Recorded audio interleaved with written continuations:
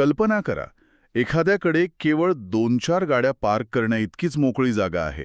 आणि त्या छोट्याशा जागेतून मिळणारा वार्षिक नफा हा एखाद्या पारंपरिक शेतकऱ्याला 10 एकर शेतीतून मिळणाऱ्या नफ्यापेक्षा जास्त आहे. हो, हे ऐकायला एखादा झटपट श्रीमंत होणाऱ्या फसव्या जाहिरातीसारखं वाटू शकतं. पण म्हणजे हे खरोखर शक्य आहे? अगदी बरोबर. आणि तेही सरकारच्या अधिकृत पाठिंब्याने. तर आजच्या या सखोल विश्लेषणात आपण महाराष्ट्र सरकारच्या CMEGP मत्स्यपालन योजना आणि सबसिडी मार्गदर्शक या माहिती स्रोताची अगदी मुळापासून उकल करणार आहोत. आणि हा विषय फक्त मासे पाळण्यापुरता मर्यादित नाहीये बरं का. अगदी कमी भांडवलात एका पारंपरिक व्यवसायाला आधुनिक तंत्रज्ञानाची आणि सरकारी अनुदानाची जोड देऊन एक प्रचंड फायदेशीर उद्योग कसा उभा राहतो याचं हे एक उत्तम उदाहरण आहे. हो ना. मी या संपूर्ण प्रक्रियेची माहिती घेत होतो तेव्हा मला जाणवलं की CMEGP म्हणजे मुख्यमंत्री रोजगार निर्मिती कार्यक्रम हा काही फक्त मत्स्यपालनासाठी नाहीये. यात अनेक उद्योगांचा समावेश होतो. हो, अनेक उद्योग आहेत यात. पण मग सध्या मत्स्यपालनावरच एवढा प्रचंड भर का दिला जात आहे? म्हणजे ग्रामीण भागात दुग्ध व्यवसाय आहे, कुक्कुटपालन आहे, अनेक पारंपरिक पर्याय आहेत. मग फिश फार्मिंगमध्ये असं काय विशेष आहे? यामागे एक अतिशय सोपं पण प्रभावी असं वैज्ञानिक आणि आर्थिक गणित आहे.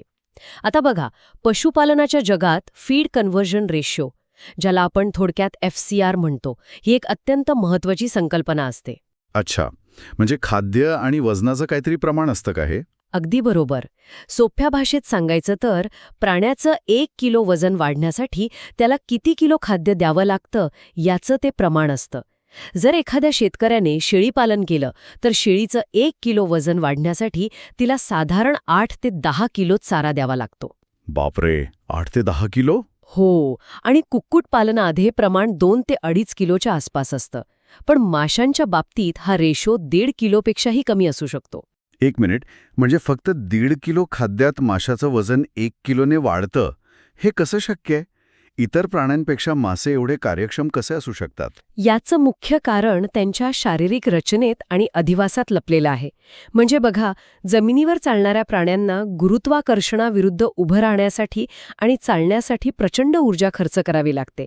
हो, ते तर आहेच. आणि शिवाय सस्तन प्राणी स्वतःच्या शरीराचं तापमान नियंत्रित ठेवण्यासाठी खाल्लेल्या अन्नातील मोठी ऊर्जा जाळून टाकतात. पण मासे पाण्यात पोहतात, त्यामुळे गुरुत्वाकर्षणाचा त्यांच्यावर जास्त परिणाम होत नाही. अरे वा, म्हणजे ऊर्जेची बचत. अगदी. आणि ते शीत रक्ताचे म्हणजे कोल्ड ब्लडेड असल्यामुळे त्यांना शरीराचं तापमान नियंत्रित करण्यासाठी ऊर्जा खर्च करावी लागत नाही. परिणामी ते जे काही खातात त्याचं थेट मांसात रूपांतर होतं. हा खरंच एक आहा मोमेंट आहे माझ्यासाठी. विज्ञानाचा थेट व्यवसायाच्या नफ्याशी असलेला हा संबंध थक्क करणार आहे. म्हणूनच इनपुट कॉस्ट आणि आउटपुट व्हॅल्यूमधील ही तफावत मत्स्यपालनाला अत्यंत फायदेशीर बनवते. हो, आणि या स्रोतामध्ये मत्स्यपालनाचे काही विशिष्ट प्रकारे सांगितले आहेत, जसं की तलाव मत्स्यपालन, टँक किंवा टँकमध्ये मासे पाळणे, आणि एक शब्द वारंवार येतो तो म्हणजे केज कल्चर. हो, मी वाचलं ते. हे केज कल्चर नक्की काय प्रकार आहे? केज कल्चर ही एक अत्यंत कल्पक पद्धत आहे. समजा एखाद्या गावाजवळ मोठं धरण किंवा नैसर्गिक तलाव आहे. तिथे स्वतःचा वेगळा तलाव खोदण्यासाठी लाखो रुपये खर्च करण्याऐवजी या धरणाच्या पाण्यातच जाळीचे मोठे पिंजरे, ज्याला केजेस म्हणतात, ते तरंगते ठेवले जातात. अच्छा, म्हणजे धरण तसंच राहतं, फक्त त्यात पिंजरे सोडायचे. बरोबर.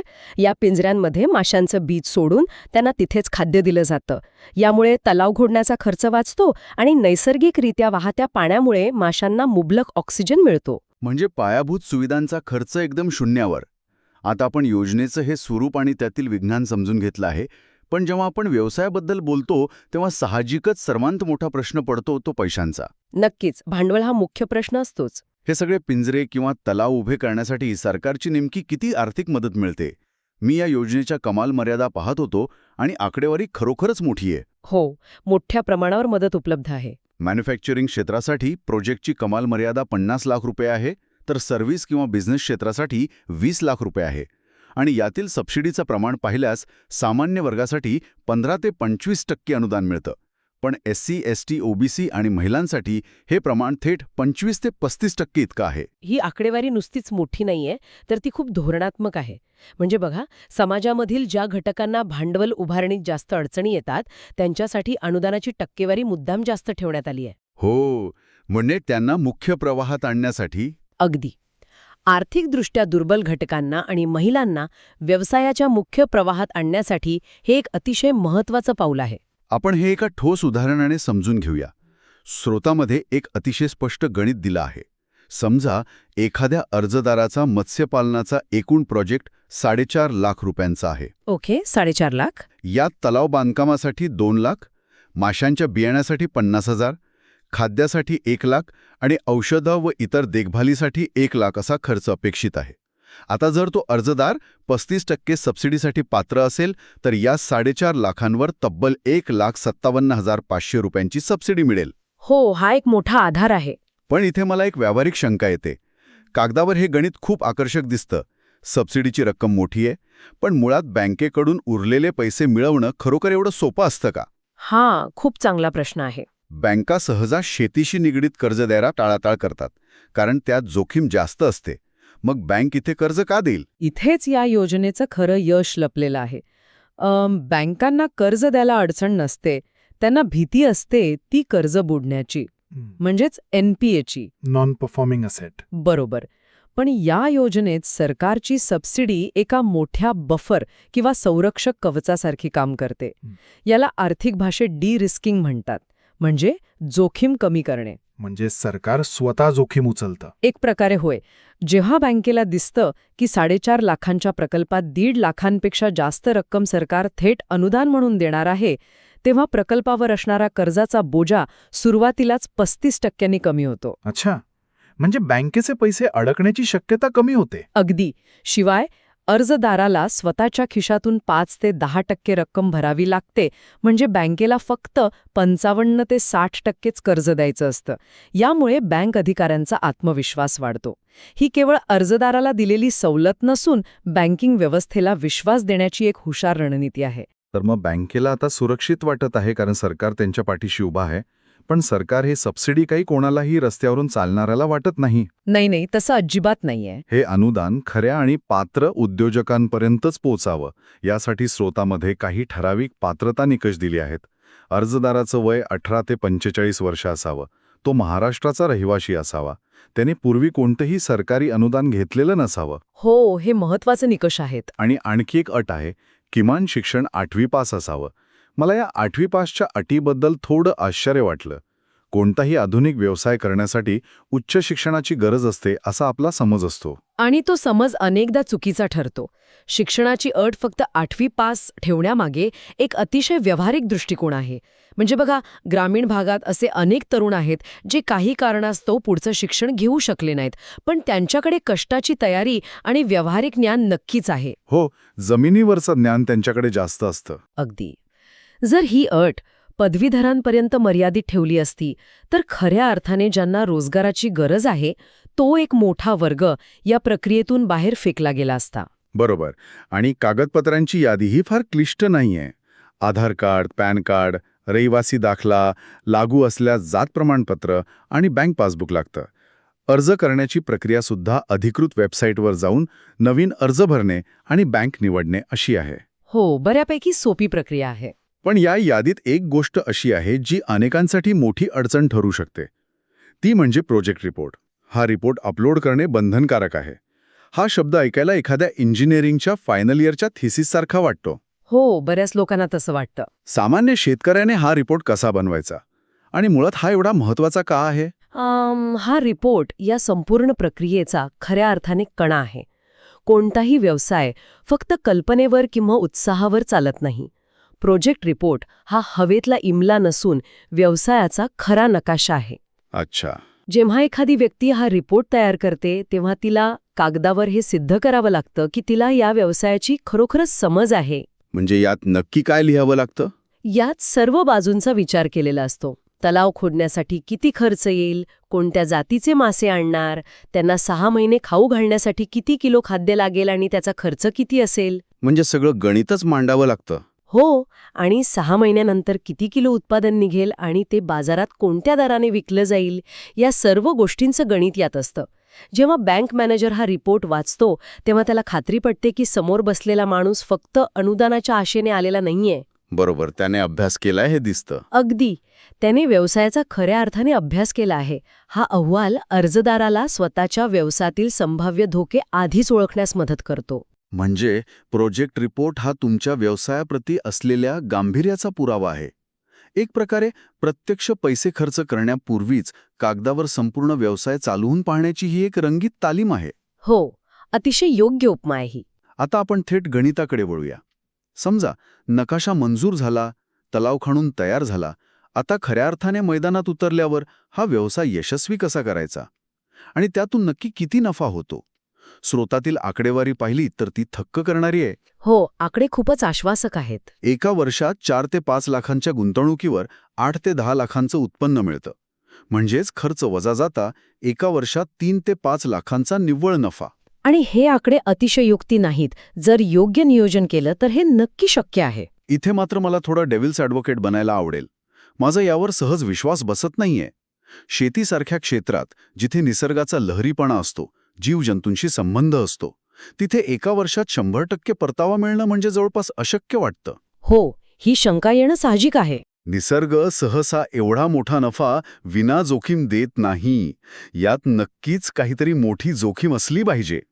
हा व्यवसाय फक्त तलाव खणून त्यात मासे पाण्यात सोडणे इतकं सोपं नक्कीच नसेल.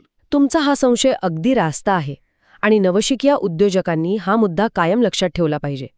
स्रोतामध्ये एक इशारे, ज्याला वॉर्निंग्ज म्हणूया, असा विभाग मुद्दाम दिलेला आहे. अच्छा, म्हणजे धोके आहेत तर. हो ना. मासे पारात सोडण्यात सुटले आपोआप वाढतील आणि पैसे मिळतील असा विचार करणं हीच या व्यवसायातील सर्वात मोठी चूक ठरते. इथे निसर्गावर पूर्णपणे विसंबून न राहता वैज्ञानिक दृष्टिकोन बाळगणे अत्यंत आवश्यक आहे. उदाहरणार्थ, पाण्याची गुणवत्ता. पाण्याची गुणवत्ता म्हणजे नक्की काय पाहावं लागतं? सगळ्यात महत्त्वाचा घटक असतो पाण्याचा pH बॅलन्स आणि ऑक्सिजनची पातळी. आता बघा, जेव्हा एका लहान तलावात हजारो मासे असतात तेव्हा ते सतत विष्ठा बाहेर टाकतात. हो, साहजिक आहे. या विष्ठेमुळे पाण्यात अमोनिया तयार होतो. जर हा अमोनिया वेळेवर नियंत्रित केला नाही तर पाण्याची आम्लता म्हणजे ॲसिडिटी वाढते. अशा वेळी माशांच्या कल्ल्यांना म्हणजे गिल्स, ज्यातून ते श्वास घेतात, त्यांना इजा होते. त्यांना श्वास घेता येत नाही. अरे बापरे. आणि सर्वात भयानक गोष्ट म्हणजे असं घडल्यास संपूर्ण तलावातील मासे अवघ्या काही तासात तळफडून मरू शकतात. संपूर्ण लाखो रुपयांची गुंतवणूक एका रात्रीत शून्यावर येऊ शकते. हे खरंच भयंकर आहे. म्हणजे एका बाजूला 100% नफ्याची संधी आहे, पण दुसऱ्या बाजूला एका चुकीमुळे 100% नुकसानीचा धोकाही आहे. म्हणूनच रोग नियंत्रण आणि पाण्याचं व्यवस्थापन एवढं महत्त्वाचं आहे. अगदी बरोबर. पण यावर काही आधुनिक उपाय नाही आहे का? म्हणजे स्रोतामध्ये एका तंत्रज्ञानाचा वारंवार उल्लेख येतो, बायोफ्लॉक. हे बायोफ्लॉक नक्की काय आहे? ते या अमोनियाच्या समस्येवर काही उपाय देतं का? बायोफ्लॉक हे खऱ्या अर्थाने या क्षेत्रातील एक क्रांतिकारी तंत्रज्ञान आहे.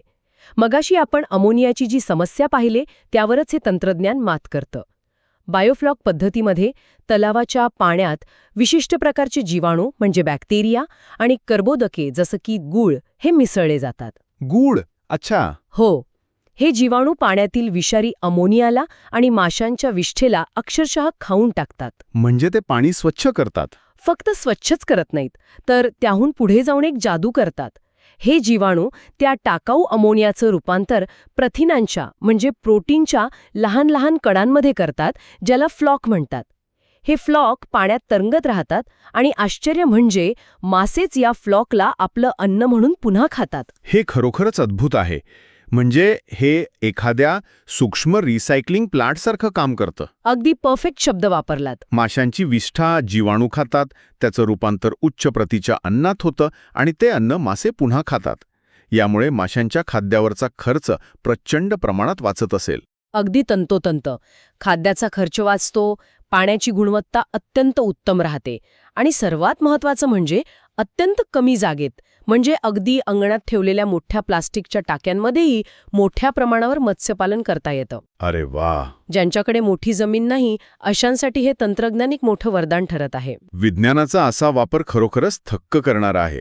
पण स्रोतातील इशाऱ्यांच्या यादीत आणखी एक अत्यंत महत्त्वाचा मुद्दा आहे, जो विज्ञानाशी नाही तर बाजाराशी संबंधित आहे. हो, मार्केटिंगचा मुद्दा. तो म्हणजे मार्केटिंग आधी ठरवणे. हा मुद्दा एवढा गंभीर का आहे? कारण मासे हे काही कारखान्यात बनणारे निर्जीव प्रोडक्ट नाहीयेत की जे गोदामात महिने साठवून ठेवता येतील.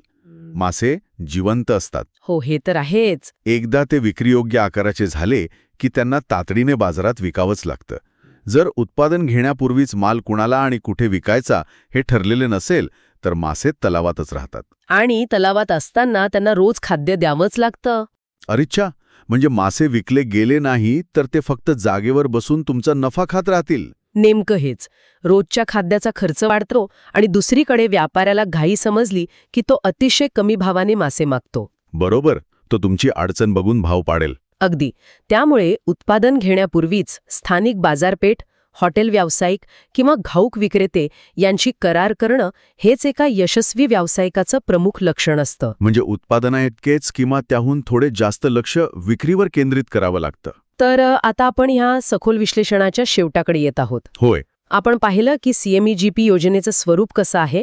पारंपरिक शेतीवरील ताण कमी करण्यासाठी माशांचा फीड कन्व्हर्जन रेशिओ कसा उपयुक्त ठरतो, 35% सबसिडी बँकेचा धोका कमी करून कर्ज मिळवणं कसं सोपं करते. आणि आपण प्रोजेक्ट रिपोर्टचं महत्त्वही पाहिलं. हो, प्रोजेक्ट रिपोर्ट हा कसा व्यवसायाचा खरा नकाशा असतो हे समजलं आणि योग्य वैज्ञानिक पद्धती, विशेषतः बायोफ्लॉक तंत्रज्ञानाचा वापर करून वार्षिक 3 ते 5 लाख रुपयांपर्यंत नफा कसा मिळवता येतो या सर्व पैलूंची आपण उकल केली. या सर्वांचा व्यावहारिक विचार केला तर एक गोष्ट स्पष्ट होते.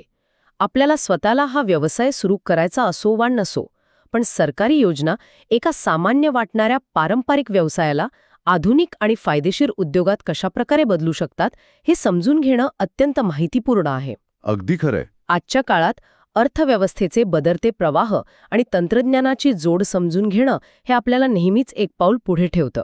अगदी 100%. जाता जाता या स्रोतातील एक अत्यंत लहान पण शक्तिशाली मुद्द्याकडे मला सर्वांचे लक्ष वेधून घ्यायचे. स्रोतामध्ये अगदी थोडक्यात एक्सपोर्टची संधी म्हणजेच निर्यातीची संधी असा उल्लेख आलाय. हो, हा खूप महत्वाचा मुद्दा आहे. आपण आता चर्चा केलेले बायोफ्लॉक तंत्रज्ञान आणि ही निर्यातीची संधी या 2 गोष्टींना जर एकत्र जोडलं तर यावर विचार करण्यासारखी एक मोठी गोष्ट आहे. नक्कीच. जरा विचार करूया. जर महाराष्ट्राच्या ग्रामीण भागातील हजारो छोट्या शेतकऱ्यांनी, ज्यांच्याकडे जास्त जमीन नाही, त्यांनी कमी जागेत चालणाऱ्या या बायोफ्लॉक तंत्रज्ञानाचा वापर करून मोठ्या प्रमाणावर अत्यंत दर्जेदार मत्स्यपालन सुरू केलं तर काय होईल? एक मोठी क्रांती होऊ शकते. हो ना. फक्त समुद्रकिनाऱ्यावर आणि पारंपरिक मासेमारीवर अवलंबून न राहता महाराष्ट्राची ही छोटी छोटी गावं आणि खेडी मिळून या राज्याला एक global seafood export hub म्हणजे जागतिक स्तरावरील निर्यातीचं एक प्रमुख केंद्र बनू शकतील का? तंत्रज्ञान, नियोजन आणि सरकारी पाठबळ असेल तर हे अशक्य नक्कीच नाहीये. अगदी. हा विचार नक्कीच नव्या शक्यतांना जन्म देणारा आहे. यावर नक्की विचार करूया. आपण पुन्हा भेटूया अशाच एका नव्या आणि रंजक विश्लेषणासह.